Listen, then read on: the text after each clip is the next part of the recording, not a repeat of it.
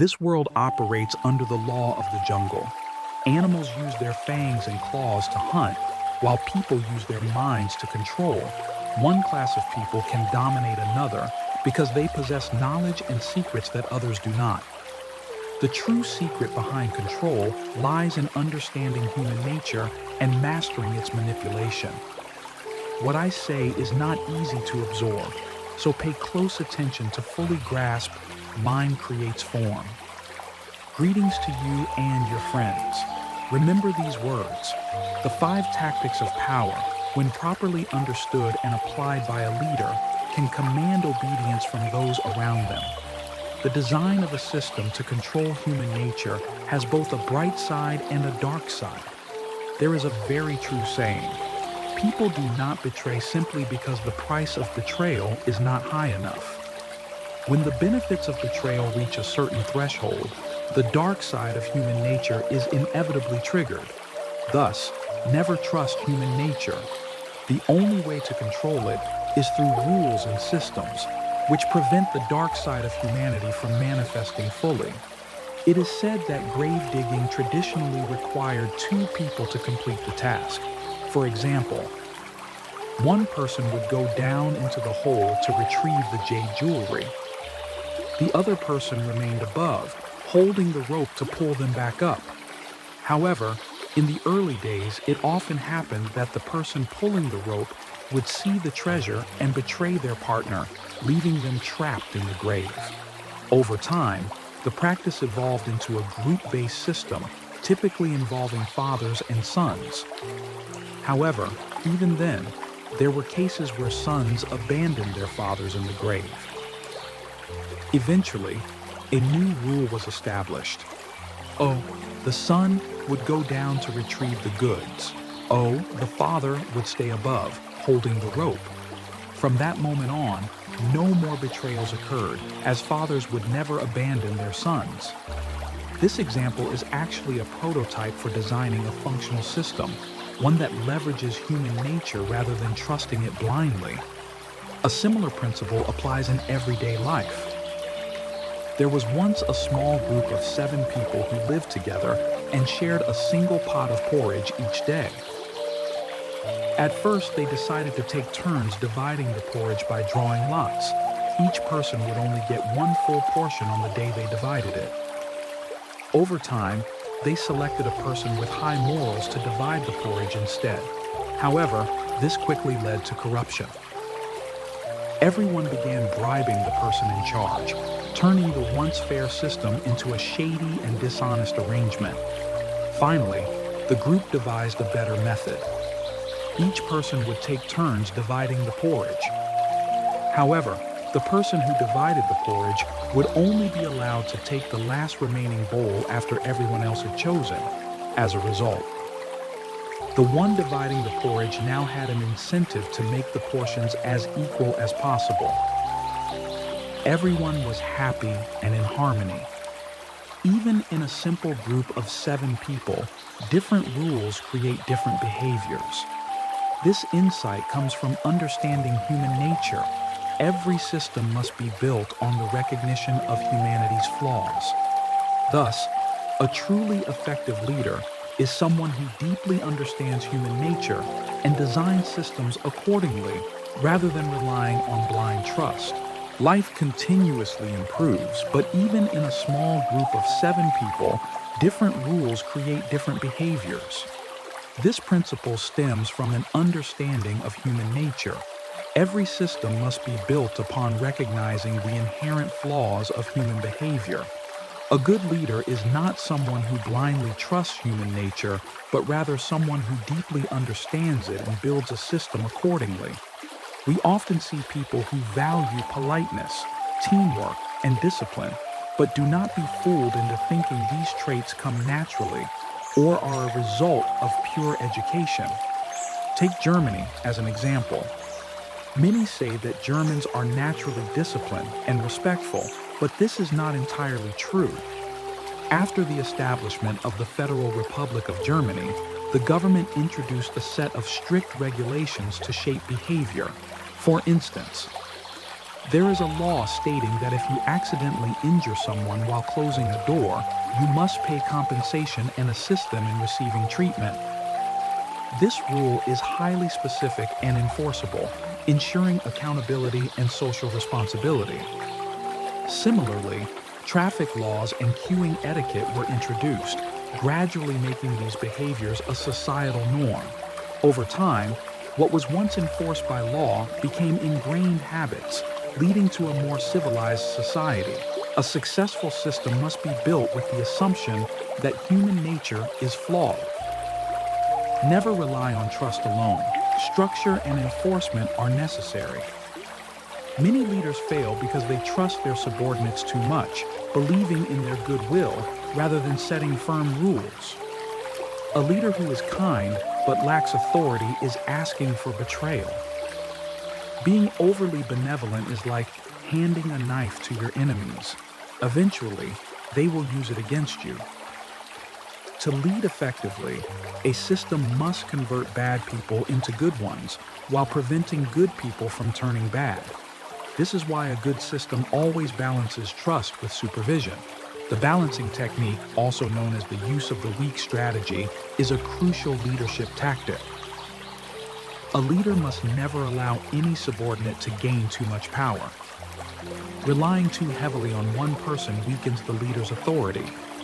Even if promoting an individual is strategically necessary, another must be promoted soon after to maintain balance. If one person holds too much power, they will eventually become a threat. Thus, a smart leader constantly redistributes power, ensuring that no single individual becomes strong enough to challenge authority. The balancing technique is the strategy of dispersing power among subordinates, ensuring that no one side becomes too powerful. If any faction dares to betray, other forces will naturally rise to suppress them. A leader cannot rely solely on loyal subordinates, nor can they depend entirely on cunning individuals. When the loyal faction grows too strong, the leader must bring in cunning individuals to weaken them. When the cunning faction becomes too influential, the leader must counterbalance them with loyalists. This constant interplay between loyalists and schemers maintains a balance of power, preventing any single group from becoming a threat. In the past, I wondered why emperors often treated their most loyal followers coldly while favoring deceptive officials. Later, I understood.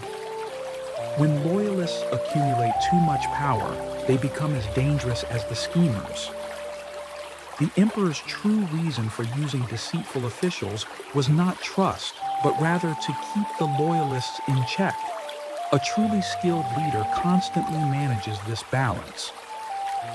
The more the two sides fight each other, the safer the leader remains.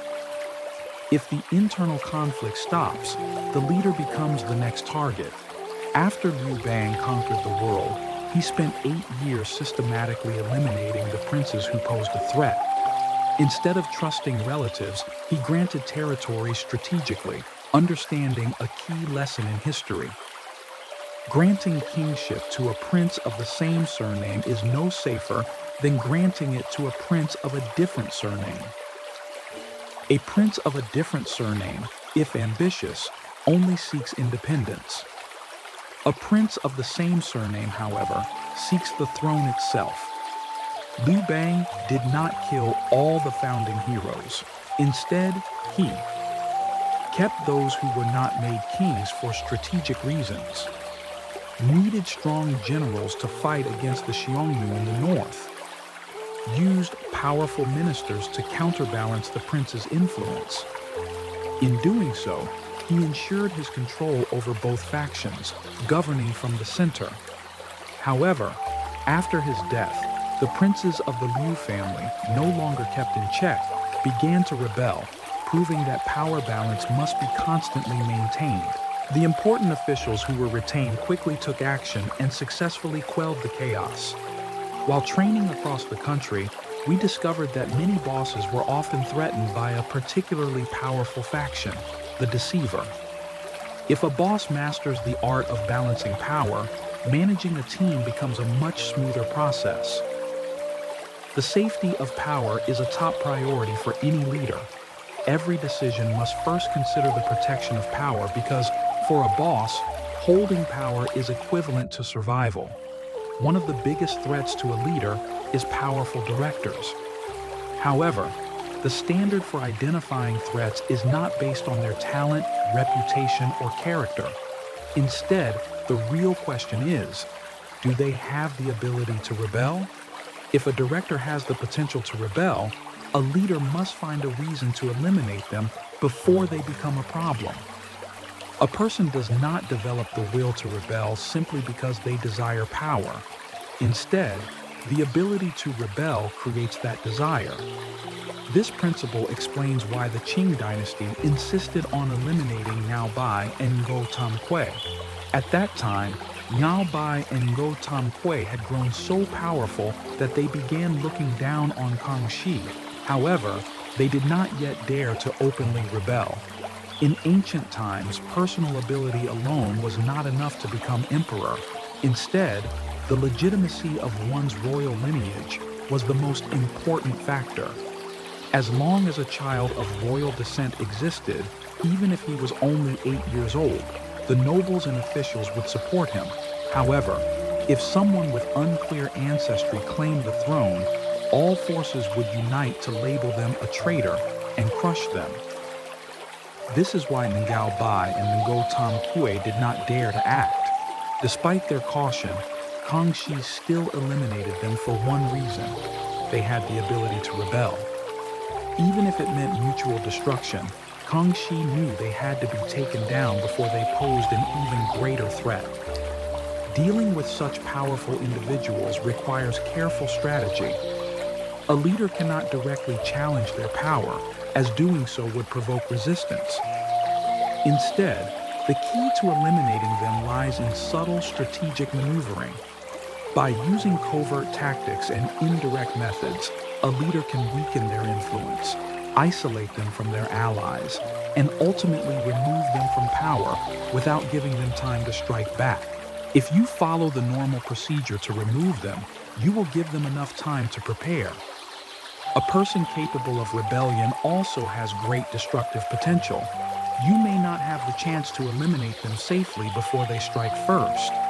To deal with such threats, you must isolate them gradually, like cooking a frog in warm water.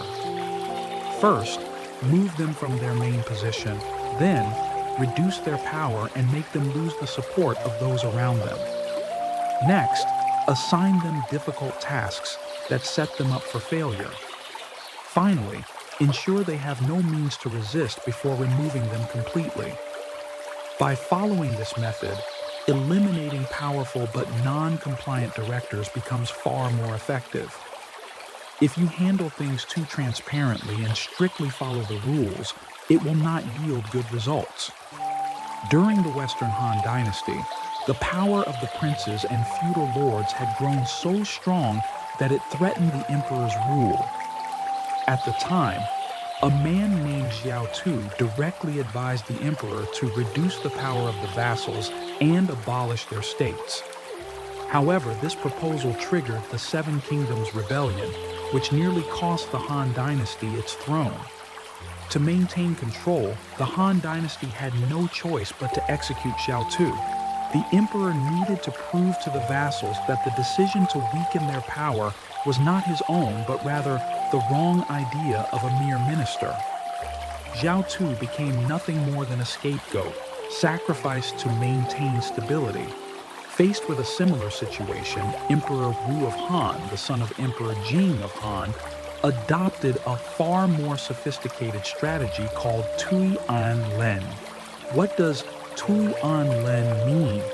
At that time, the princes and nobles of the Seven Kingdoms had amassed so much power and influence that they ruled their own territories like independent kings.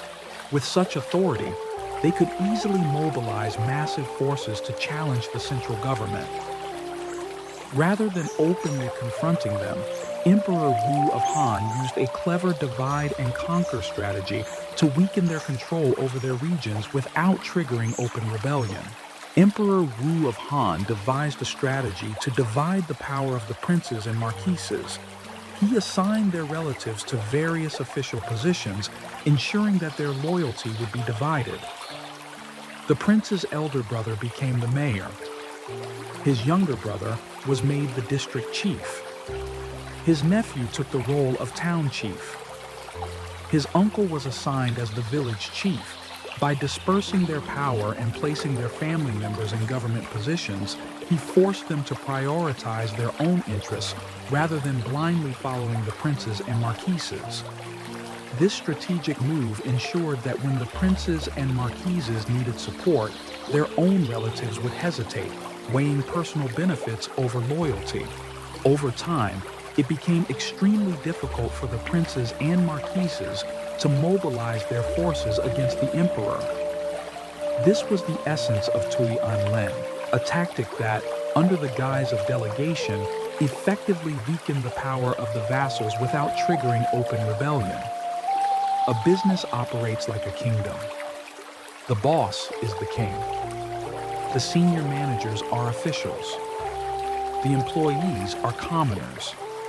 Thus, the boss's approach to leadership is akin to the emperor's art of governance.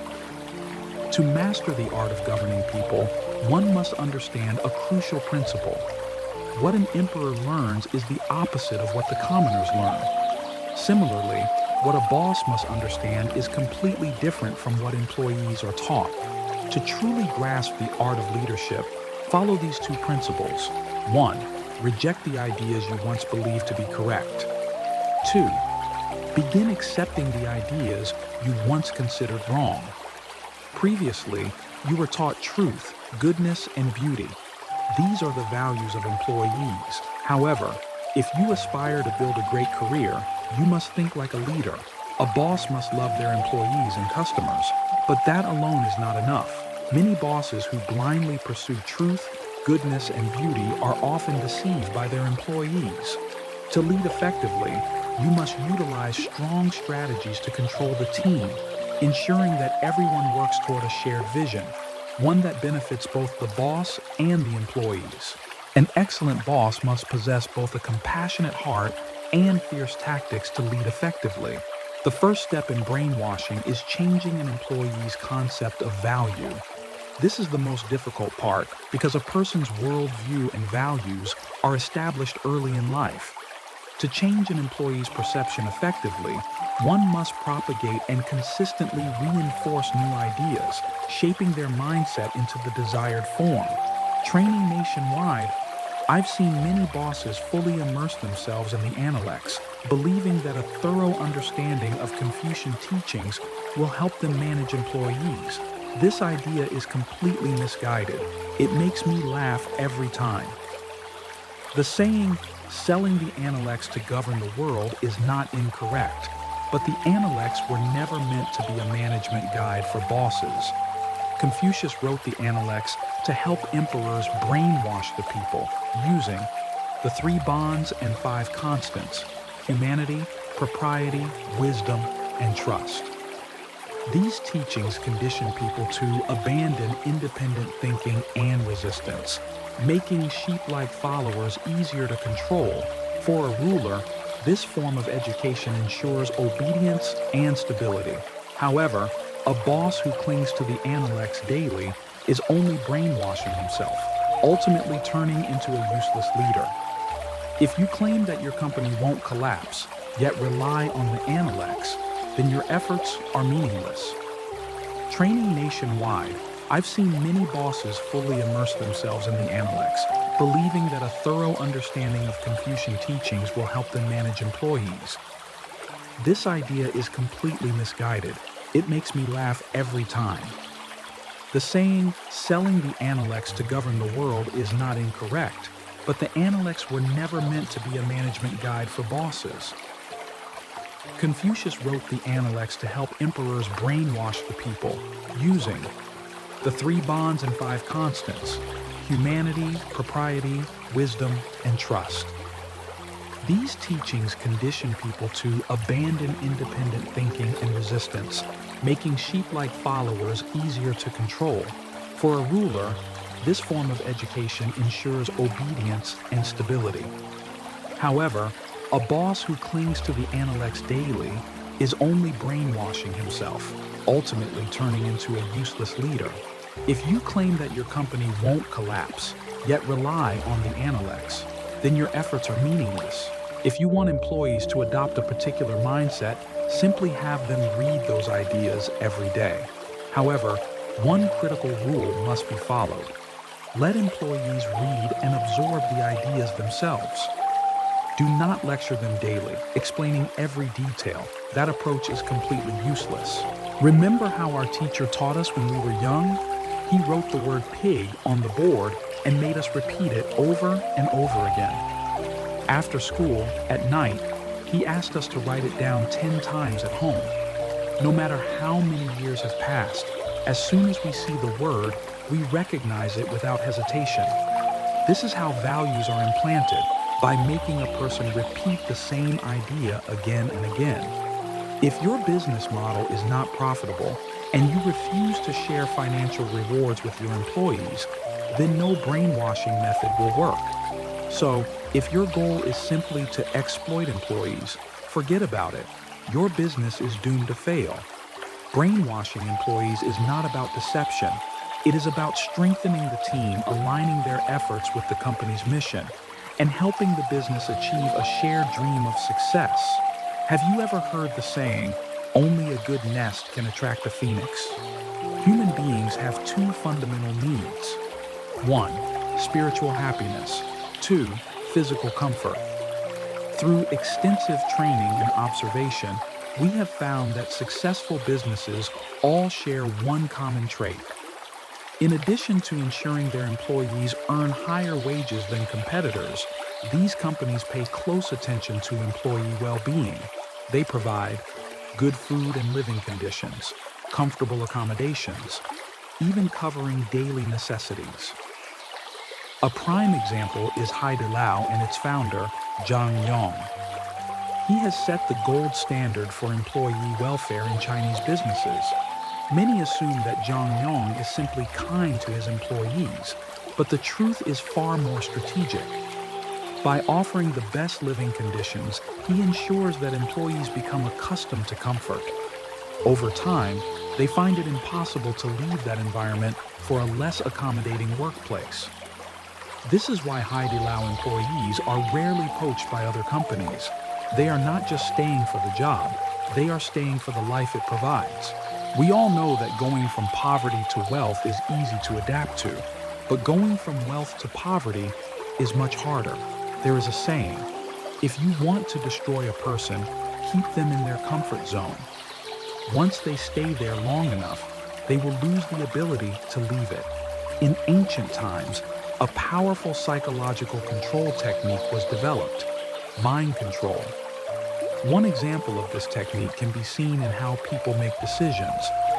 Imagine you visit a friend's house and your friend asks, "Do you want something to drink?" Most people would instinctively reply, "No, I'm fine." But if the friend instead asks, "Would you like coffee or green tea?" Your response is likely different. Even though you originally didn't want anything, you may unconsciously choose one of the options. This technique guides people into a specific frame of thinking, subtly leading them toward a predetermined choice. The human subconscious often reacts mechanically, following patterns rather than independent thought. By presenting controlled options, you can steer decisions and influence behaviors, all while making the other person feel they made the choice themselves. Imagine you're walking down the street when suddenly someone says, "Can you take a photo for me?" "Thanks." Almost without thinking, you take the camera and snap the picture. You don't even question why you're doing it, because the request catches you off guard and triggers an automatic response. This is a subtle but powerful form of mind control. Consider another example. Guys pursuing a girlfriend. If a guy directly asks, "Will you be my girlfriend?" the chance of rejection is very high. But if he creates the right situation, perhaps during karaoke or a movie, where he suddenly holds her hand and doesn't let go, the success rate increases significantly. Why? Because the girl is pushed into a mechanical reaction, responding without having time to rationally think about it. This technique is also used in sales and customer service. Consider two restaurants selling noodles. At restaurant A, the waiter asks, "Would you like an extra egg?" Oh, most customers instinctively decline. At restaurant B, the waiter phrases it differently. "With your noodles, do you want an extra egg or an egg?" Oh, most customers reply, "One more is fine." By framing the question differently, restaurant B's waiter removes the no option, influencing the customer's choice. Imagine two salespeople selling the same product. A customer complains, "It's too expensive." Salesperson A responds, "It's not expensive.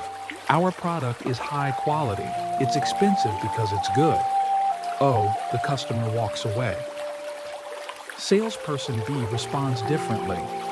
"I wish our product was a little cheaper. How about I add some free gifts?" Oh, the customer is surprised and says, "Okay." Oh, then the salesperson says, "I'll also give you a discount and a set of fruit." Oh, in a moment of confusion, the customer ends up buying the product. The goal is to disrupt the other person's fixed mindset and push them into a state of mental blankness, also known as the lowest energy point. At this moment, they are most susceptible to suggestion, making them far more likely to agree while the initiator maintains an air of mystery. In 932, former French President de Gaulle famously said, "There is no prestige without mystery." He believed that familiarity breeds contempt. Only by remaining hidden, like a statue of a god in a deep temple, can a person maintain an aura of majesty. Whether in planning, thinking, or acting, a leader must always remain unpredictable. He also once stated, "I'm a lonely person, and I love that loneliness." About 3,000 years ago, in a land called Media, there was a tribe led by a man named Deos. He was deeply respected for his virtue, serving as the ultimate arbitrator in the village. Whether the dispute was about a shared well or a fallen tree, Deos was the one people trusted to resolve conflicts fairly. However, as the other village elders aged, they became corrupt, accepting bribes and turning away from justice. Only Deos remained incorruptible, growing even more just with age. As a result, he became the tribe's symbol of fairness, a living god of justice. One day, Deos felt exhausted from his responsibilities and announced his withdrawal. Without him, the tribe quickly fell into chaos, with endless disputes and divisions that no one else could resolve. The villagers had no choice but to beg Deos to return. At first, he refused multiple times, but under relentless persuasion, he finally reluctantly agreed. But with strict conditions, he demanded a deep palace be built for him, where he could live in seclusion, a group of bodyguards to protect him at all times. All requests had to go through a special, trusted intermediary. Even his personal servants were allowed to see his face only once a week. This deliberate isolation gave Deos an air of mystery and power, making him even more revered and inviolable. Later, he became the king of Media, expanding its territory and laying the foundation for what would later become Persia, now known as Iran. A true leader, much like Deos, must maintain a careful balance between approachability and distance. While a boss must maintain good relationships with employees, he should also avoid being too close. Employees should never be able to fully guess his thoughts, as mystery strengthens authority. A boss who blurs professional boundaries risks compromising his leadership. The golden rule of leadership: if you allow too much closeness, you will inevitably face major obstacles in managing your team in the future.